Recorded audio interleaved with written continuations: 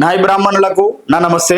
నేను ఈ రోజు మీకోసం నాయి బ్రాహ్మణ కుటుంబానికి సంబంధించిన గవర్నమెంట్ జాబ్ చేస్తున్న టీచర్ గా జాబ్ చేస్తున్న అమ్మాయిని తీసుకొచ్చిన. ఈ అమ్మాయి డేట్ ఆఫ్ బర్త్ 28/11/1992. అమ్మాయి ఎత్తు 5'5" ఉంటారు. ఎడ్యుకేషన్ ఎంఎస్సి చదివారు. ఈ అమ్మాయి ప్రస్తుతము గవర్నమెంట్ టీచర్ గా జాబ్ చేస్తున్నారు. మరి వీళ్ళ నేటివ్ ప్లేస్ వచ్చేసి బోధను.